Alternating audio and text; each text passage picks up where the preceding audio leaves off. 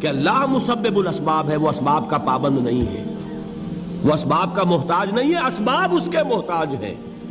اگر یہ یقین ہے تو اللہ پر ایمان ہے، یہ نہیں ہے تو تمہارا ایمان اسباب پر ہے، وسائل پر ہے، ذرائع پر ہے، مادیات پر ہے، اللہ پر نہیں۔ اس وقت کہاں راستہ تھا؟ کوئی راستہ تھا؟ سمندر ہے اور ادھر سے لشکر آ گیا ہے۔ کلا ان معی ربی سیہدین۔ اب دیکھیے ایمان کہہ دینا آسان ہے، ہوا معکم اینما کنتم، جہاں کہیں بھی تم ہوتے ہو اللہ تمہارے ساتھ ہوتا ہے، لیکن اس کا یقین قائم ہو جائے تو زمین و آسمان کا فرق واقع ہو جائے۔ یہی بات ہوئی حضور کے ساتھ۔ غار ہے، چھپے ہوئے ہیں محمد الرسول اللہ اور آپ کے وہ یار غار ابو بکر صدیق رضی اللہ تعالی عنہ۔ اقبال نے حضرت ابو بکر کی شان میں چند اشعار کہے صرف، لیکن واقعہ یہ ہے کہ بھاری بھاری نظموں پر اور قصیدوں پر بھاری ہے، طویل ترین نظمیں اور قصیدے ہوں ان پر بھاری ہے۔ ہمت ابو بکر کی ہمت جو ہے، کشت ملت را جو ابر، جیسے بارش سے کھیتی اپجتی ہے، ابو بکر کی ہمت اور عزیمت اس امت کو اسی طرح سینچنے والی ہے۔ ثانیے اسلام و غار و بدر و قبر، وہ دوسرے تھے اسلام میں، دوسرے پہلے کون تھے؟ انا اول المومنین، حضور فرماتے ہیں سب سے پہلا ایمان لانے والا میں، دوسرے ابو بکر۔ ویسے ہمارے ہاں یہ چلتا ہے اختلاف، حضرت علی پہلے ہیں کہ حضرت ابو بکر پہلے ہیں، لیکن اس میں بڑی خوبصورت تطبیق قائم کی ہے علماء نے اور بہت صحیح ہے۔ چار کے بارے میں فیصلہ ہی مت کرو کہ کون پہلے ہے، ان کی ایک عجیب تقسیم کر دی ہے۔ آزاد مردوں میں، بالغ مردوں میں سب سے پہلے ابو بکر، بچوں میں سب سے پہلے علی، خواتین میں سب سے پہلے خدیجہ، اور غلاموں میں سب سے پہلے زید ابن حارثہ۔ بڑی پیاری تقسیم ہے، یہ چاروں ہی پہلے ہیں، ہر ایک کے لیے اولیت ہے۔ اور واقعہ یہ ہے کہ اگر زمانی اعتبار سے تعین ہوگا تو پہلے خدیجۃ الکبریٰ آئیں گی رضی اللہ تعالی عنہ۔ کسی اور سے بات کرنے کی نوبت بعد میں آ سکتی ہے، پہلے تو اہلیہ محترمہ سے بات ہوئی، آتے ہی پہلی وحی ہوئی ہے، ابھی تبلیغ کا حکم نہیں تھا۔ کس کو بتایا واقعہ؟ ابھی اپنی نبوت کی تبلیغ کا تو حکم ہی نہیں آیا۔ واقعہ کس کا ہے؟ وہ خدیجہ کا ہے۔ جب کہا ہے کہ خشیت علی نفسی، مجھے اپنی جان کا اندیشہ ہے، تو کیا جواب دیا خدیجہ نے رضی اللہ تعالی عنہا؟ وہ صدیقۃ الکبریٰ ہے۔ صدیقات جو ہے خواتین، ان میں چوٹی پر خدیجۃ الکبریٰ ہے رضی اللہ تعالی عنہا، اور صدیق جو مرد ہیں ان میں صدیق اکبر ہے ابو بکر صدیق رضی اللہ تعالی عنہ، لیکن صدیقات میں چوٹی پر۔ جب حضور نے فرمایا خشیت علی نفسی، کیا فرمایا؟ کیا عرض کیا؟ کیسے تسلی دی؟ نہیں نہیں، اللہ آپ کو ضائع نہیں کرے گا، آپ غریبوں کے ہمدرد ہیں، آپ مساکین کے تکالیف رفع کرنے والے ہیں، آپ بیواؤں کی سرپرستی کرتے ہیں، آپ مسافروں کی خدمت کرتے ہیں، اللہ آپ کو ضائع نہیں کرے گا۔ یہ یقین ہے اس خاتون کے اندر۔ خیر وہ ایک علیحدہ بات ہو جائے گی۔ میرے دل پر حضرت خدیجہ رضی اللہ تعالیٰ عنہ کی شخصیت کا بڑا گہرا نقش ہے، جو وہ کوئی اور ہی وقت اور موقع ہوا تو بیان ہوگا۔ بہرحال اقبال نے ایک مصرے میں جو چار اولیتیں جمع کر دی ہیں، ہمت او کشت امت را چو ابر، ثانی اسلام و غار و بدر و قبر۔ اسلام میں حضور کے بعد پہلے کون؟ ابو بکر۔ غار میں حضور کے ساتھ کون؟ ابو بکر۔ بدر کی رات اللہ کا رسول سر بسجود، وہ جھاڑ، وہ گھاس پھوس کی جو جھوپڑی بنائی گئی تھی، اور وہاں تلوار ننگی لے کر پہرا دینے والا کون؟ ابو بکر۔ اور اس حجرہ عائشہ میں محمد کے بعد سب سے پہلے دفن ہونے والا کون؟ ابو بکر رضی اللہ تعالی عنہ وصلی اللہ علیہ وسلم۔ وہ جو معاملہ میں سنا رہا تھا غار ثور کا، حضرت ابو بکر بھی حضور کے خیال سے لرز گئے ہیں. آپ کو یاد ہوگا کہ جا کر پہلے تمام جتنے سوراخ تھے انہیں بند کیا ہے.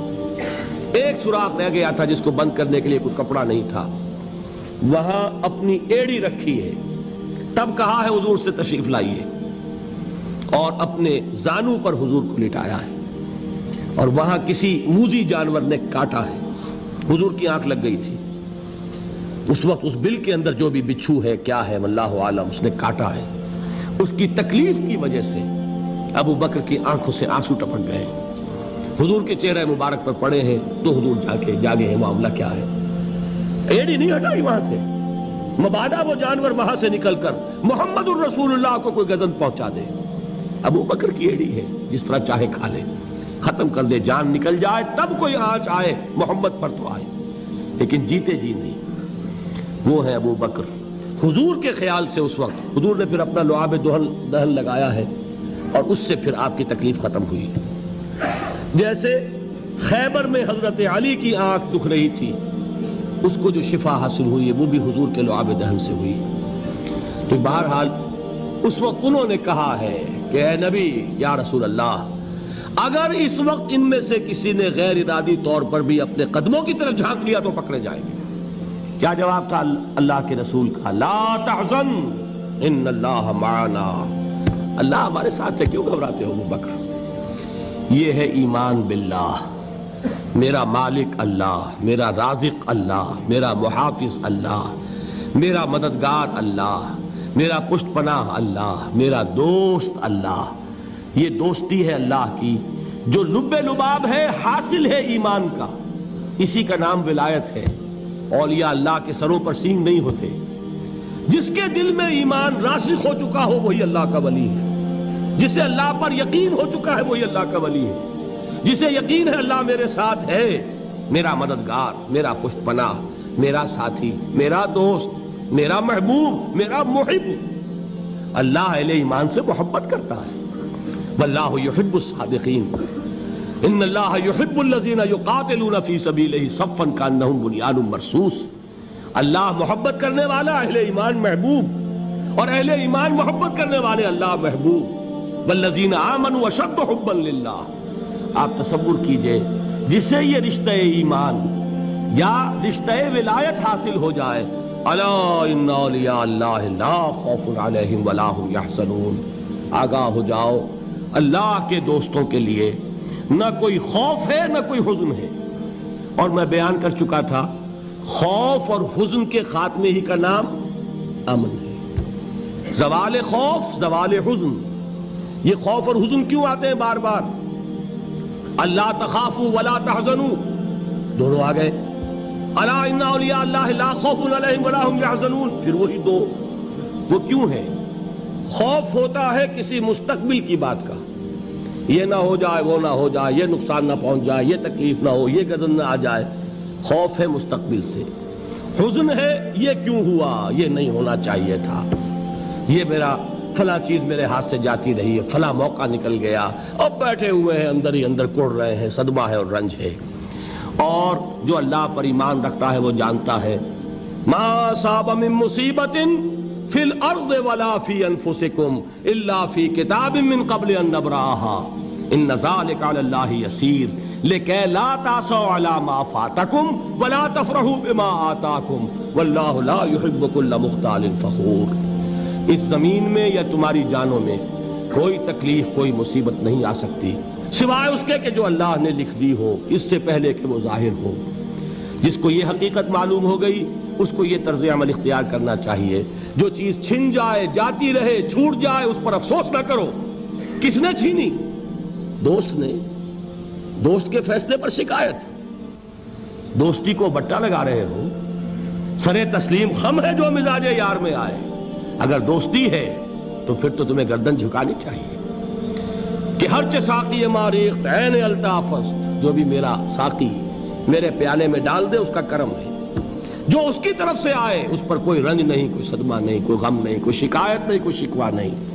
اور جو ہوگا وہ اس کے اذن کے بغیر نہیں ہوگا, اور اس کا اذن ہوگا تو یقیناً میرے لیے خیر ہی خیر ہے, چاہے وہ ناگوار شے ہو, بظاہر مجھے اچھی نہ لگ رہی ہو، میری شارٹ سائٹڈنس میں مجھے وہ نظر آ رہی ہے کہ میرے لیے بری ہے، لیکن قرآن نے کہا ہے عسیٰ ان تکرہوا شیئا وہو خیر لکم وعسیٰ ان تحبوا شیئا وہو شر لکم واللہ یعلم وانتم لا تعلمون۔ ہو سکتا ہے تم کسی چیز کو ناپسند کرو درحال ہے کہ اسی میں تمہارا خیر ہو، اور ہو سکتا ہے تم کسی چیز کو پسند کرو درحال ہے کہ اس میں تمہارا شر ہو۔ اللہ جانتا ہے، تم نہیں جانتے۔ جب مجھے یہ بات معلوم ہو گئی، میں نے اپنا معاملہ اللہ کے حوالے کیا۔ سپردم بے تو مایا خیشرا تو دانی حساب کم و بیشرا، اے رب جو تو چاہتا ہے وہ ہو، تیرے علم میں جو شے میرے لیے خیر ہے وہ ہو جائے، میری کوئی پسند نہیں، میری کوئی چاہت نہیں، یہ ہے راضی برضائے رب۔ اکبر الہ آبادی نے اسے کہا ہے رضائے حق پہ راضی رہ، یہ حرف آرزو کیسا، خدا خالق، خدا مالک، خدا کا حکم تو کیسا۔ جب میں آ گیا بیچ میں، میری پسند، میری مرضی، میری خواہش، میری چاہت، یہی تو شرک ہے۔ ما شاء اللہ کان وما لم یشاء لم یکن، جو اللہ نے چاہا وہ ہوا، جو اس نے نہیں چاہا نہیں ہوا، اختیار اس کا ہے، میرا تو نہیں۔ رضائے حق پہ راضی رہے، یہ حرف آرزو کیسا، خدا خالق، خدا مالک، خدا کا حکم تو کیسا۔ اقبال نے اسے کہا ہے فارسی میں، اب آپ کہیں اس کا ترجمہ بھی کرو تو وہ مجھے ذرا اس وقت کچھ بہت ہی بدذوقی کسی بات نظر آئے گی۔ جائیے پوچھئے کسی سے جسے فارسی آتی ہو، بروں کشید ز پیچا کے ہست و بود مرا، چے اقدہا کے مقام رضا کشود مرا۔ مجھے تو تمام پیچ و خم سے نکال دیا اس مقام رضا نے، میں راضی برضائے رب ہوں، جو فیصلہ اس کا میں اس پر راضی۔ تو کہاں کا حزن اور کس کا خوف، یہی زوال حزن اور زوال خوف، یہی ہے امن، یہ نتیجہ ہے ایمان کا۔ تو جان لیجئے یہ ہے لب لباب، یہ ہے حاصل ایمان کا، یہ ہے تو ایمان ہے، یہ نہیں ہے تو ایمان نہیں۔